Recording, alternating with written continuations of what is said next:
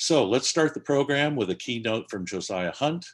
I have known Josiah for many years, and he's involved in many aspects of the biochar ecosystem, from helping develop the policy side of biochar industry to developing markets as head of Pacific Biochar, and as a board member of the US Biochar Initiative. He will present the big picture view on biochar context, uses, and how it can play an important role in regenerative agriculture and carbon farming. Josiah? Thank you, Raymond. I'm Josiah Hunt of Pacific Biochar. If you'd like to learn more about our company, we'll be having a presentation later in this conference tomorrow about leveraging biochar and scaling biochar in the near term. Today, I'd like to discuss, to help open this presentation, to open this conference, biochar context, biochar, the big picture, the view from 30,000 feet above. Following me will be some of the top level scientists discussing biochar characteristics in detail, as well as climate change mitigation and a myriad of wonderful uses. So here I'd like to discuss kind of why we're all here. I think that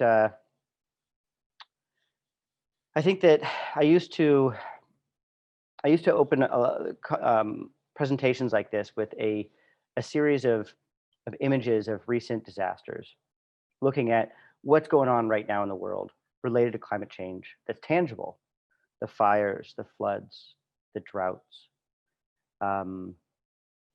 And I found that during all these presentations, I find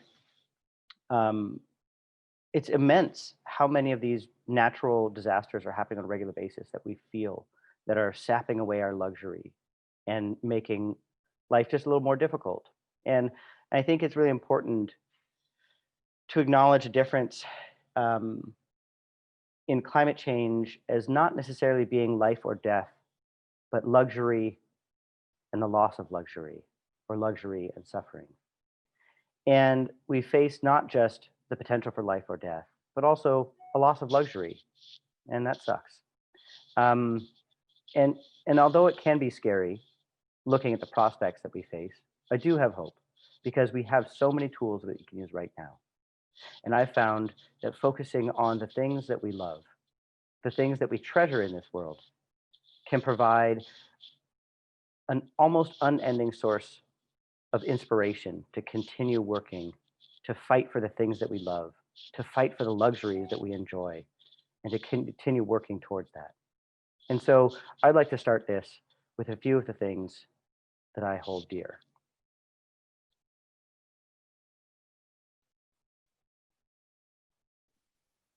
Okay, Josiah, take it away.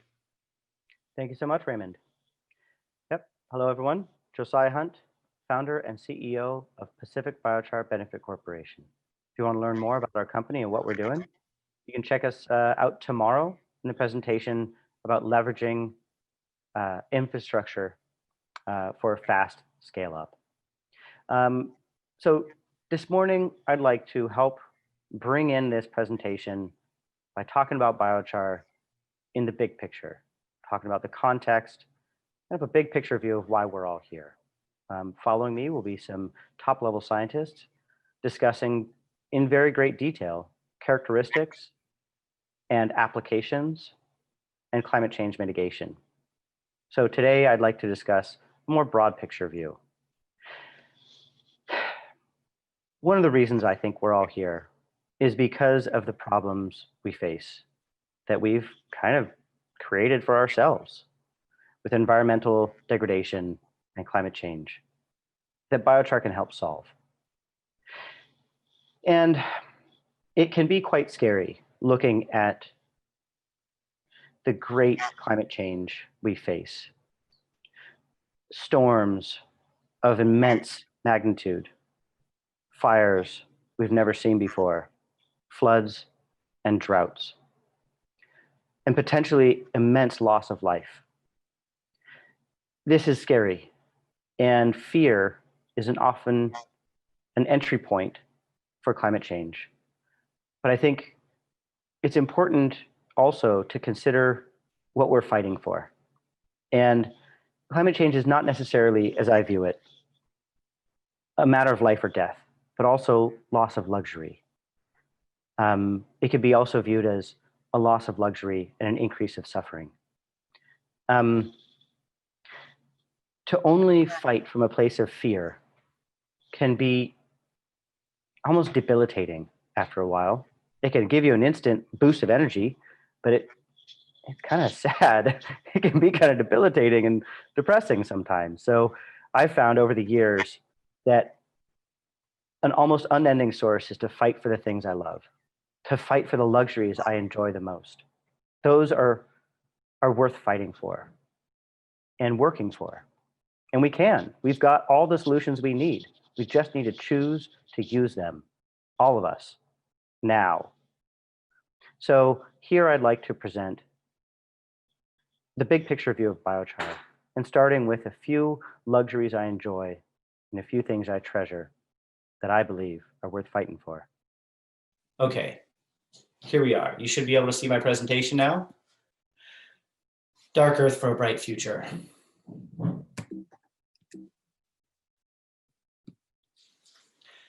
This is a place that I love. This is on a small island in the Pacific.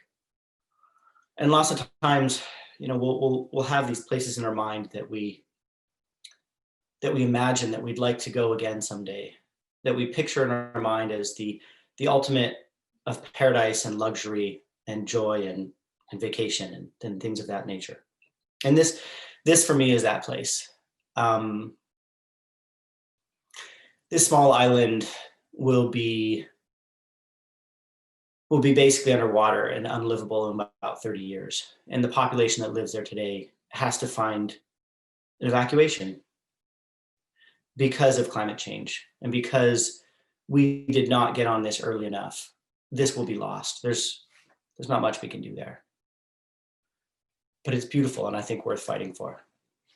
This is my daughter, Sophia. This is my son, Noah. They're going to grow up in a world where the island's gone. I was able to take my son there, and it was probably the most enjoyable adventure I've had in my life. And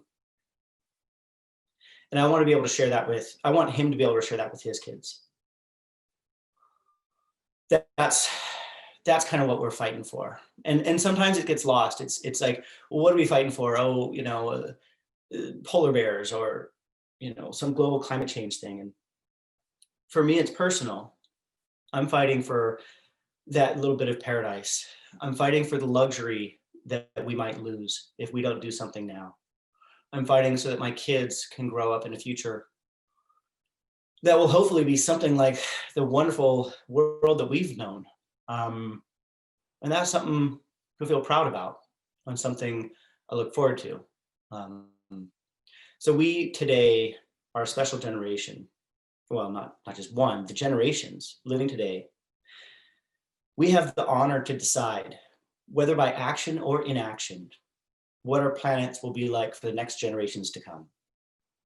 Previous to this, we might have had the honor to decide what our village might look like, what our island might look like, what our small group might look like. But now it's global. There's so many of us that if everyone on Earth started dancing, jumping up and down at the same time, we'd probably cause an earthquake, or something like that. There's so many of us that our effect is global. And there's only one globe. There's only one planet. So what we do, whether by action or inaction, will decide the climate for the generations to come. And that's an honor and a burden. But I like to think of the honor that we have with that. Biochar is one of the top 5 natural climate solutions one of the top 5 natural climate solutions to mitigate climate change while also reversing land degradation. This has been accepted and reported in the International Panel on Climate Change, or August 2019 Special Report for Climate Change and Land.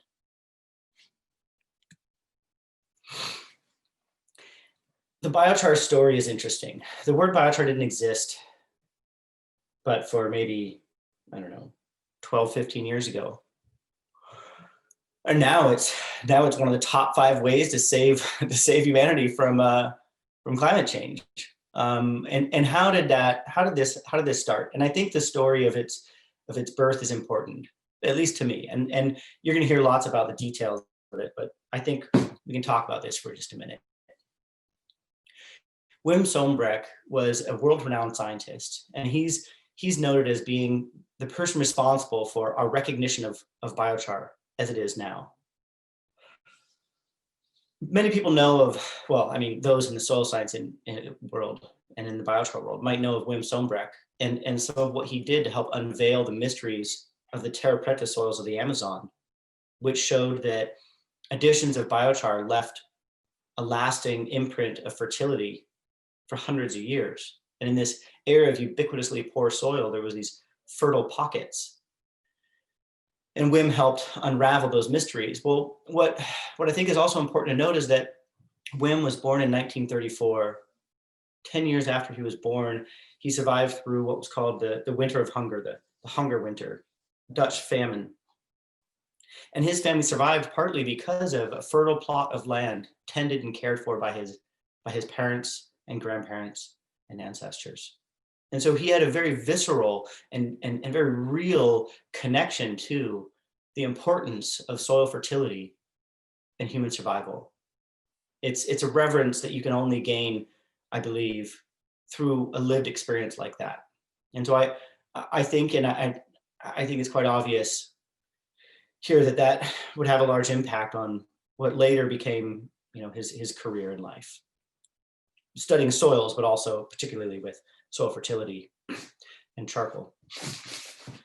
I think the Amazon soils, the terra preta, of course, is not the only place that biochar exists, and it wasn't the only place it started, but I think it's just such a perfect example of an important thing here, that soil health is not static. Soil health is dynamic. Fertile soil can become poor, and poor soil can become fertile. And again, this has been incredibly exemplified by these terra preta soils in the Amazon. You'll probably see this picture several more times today and tomorrow. It's just it's just a wonderful example. On the left here, you see, the standard soil, the parent material. And on the right, you see the terra preta soil, the soils that were amended by the tribes that lived there in ways that we don't exactly know, and for reasons we don't exactly know. But what we do know is one of the critical components was charcoal, which helped hold on to that fertility, allowing it to last for hundreds of years. Wim Sombrecht had an idea that, hey guys, this is really cool. Wouldn't it be cool if we did this intentionally and on a large scale? He basically was credited with putting it all together and saying, guys, we've got so much biomass. We have piles of biomass so large, we call it waste. We could take some of that waste biomass and turn it into biochar and use it to improve our soils while putting carbon in the ground for hundreds to thousands of years, thus helping us improve soil fertility, which is directly connected to food security in a world with a lot of people that still go hungry, and also sequestering carbon, which would be really important in helping rebalance our carbon budget here. So what is biochar? Well, here's just a really simplified version. And this deserves expanding upon, but here's just a really simplified version that's easy to walk home with. It's basically just biomass charcoal when used or found in soil. Now, there's always going to be exceptions because it's not just for soil, but what is it materially? It's some biomass that, if you look on the left here, there's those glowing coals. It's biomass, generally woody biomass, that got so hot it was glowing, emitting photons. Molecular changes are happening rapid at that point. And if it's able to come out of that to go from a wood chip into a glowing ember and then come out as a piece of charcoal without becoming ash. It is forever changed. It's irreversibly changed. That's biochar. And as you can see on the picture on the right, the pores and the basic structure of that material is still visible. So the body of the material kind of gets frozen in time. Biochar is not something we invented. It's been around as long as fire and plant life have coexisted. Biochar exists in soils throughout the world. Generally, we measure soil by loss on ignition, which doesn't differentiate between charcoal organic matter and other organic matter. So in this pie chart, that's kind of a standard for looking at soil organic matter, some amount of that stabilized organic matter, that's biochar. It exists already. We're not just creating some novel compound that doesn't already exist. It's part of our soils, it's part of most of our soils, and it's been around for a really, really long time. What we have now is an ability to intentionally manage that portion. Where is all this biomass going to come from? What are we talking about with this biomass? Well, we've got forest biomass, and as exemplified by the California fires recently, or the fires throughout the West, in Oregon and Washington as well. We've got some forest management concerns that need to be dealt with. So here's an example of these slash piles on the bottom of it. It says here from this thing from the Sierra Institute, piling and subsequently burning is a common method for disposal of biomass without a material outlet. Hey guys, biochar could be a material outlet for this stuff instead of just burning it in piles. That's what we're working on, literally. Ag biomass, same thing. Here's an almond orchard. Standard practice, rip out the old trees, put them in piles, burn them to ash, and then replant. We could be making biochar with that instead. And other stuff as well. Here's an example of poop. Poop being made into biochar. Biosolids from a municipal area being made into biochar. This is a brand new program just going out. There's a lot of things that we can turn into biochar, basically any organic matter. It's happening already. Here is a large-scale facility in California where we're utilizing high fire hazard forestry residue to produce biochar in a modified biomass power plant. It's already existing, we just changed it to start making biochar. Clean emissions. Rather than burning it out in the field, we're burning it in a controlled environment where we can have clean emissions and we can capture the energy that comes off when biomass becomes biochar and use that for heat and even generating electricity. We got trucks, we got fleets of trucks and equipment that are ready to utilize this material.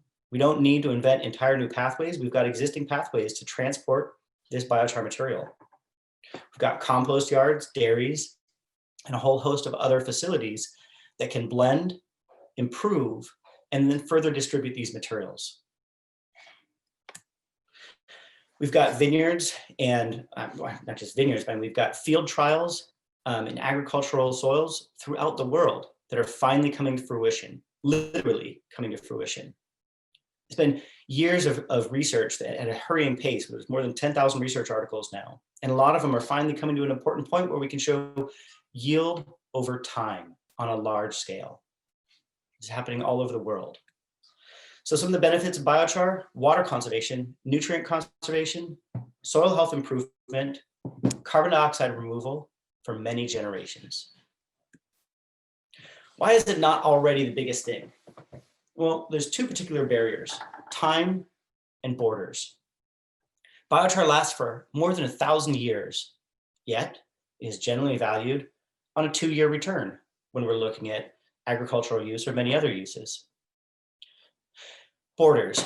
Biochar offers benefits to humanity, benefits far beyond the borders of the farm or wherever it's used. Yet it is only valued for the benefits within the borders of the farm.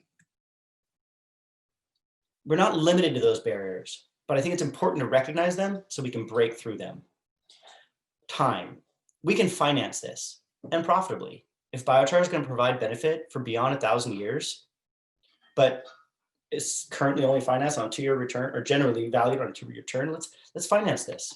Imagine maybe a 10-year loan or possibly a revenue sharing agreement. Borders. One of the easiest ways and most direct ways right now to value biochar beyond the border of the farm is through carbon credits. That's the first mechanism to offer reward for ecosystem services. But what about water bonds? What about possibly the insurance risk reduction? Biochar is helping reduce risk of forest fire, of drought resiliency, and food security. Maybe those could be financing tools as well. We're an industry poised to grow. You're here now. Collaboration, partnerships, and investment are critical for us to really be able to take this to the scale that the world is asking it to be. The industry is ready. There's many experts that have been working diligently for a decade or more. The world is ready. Climate change is top news, and big companies are beginning to take action. And governments too, I guess. I should include that. Let's get to work. Let's fund the critical infrastructure. The International Biochar Initiative, the United States Biochar Initiative, and the Sonoma Biochar Initiative should be funded far greater than they are. This is critical for us to be able to move forward quickly and safely.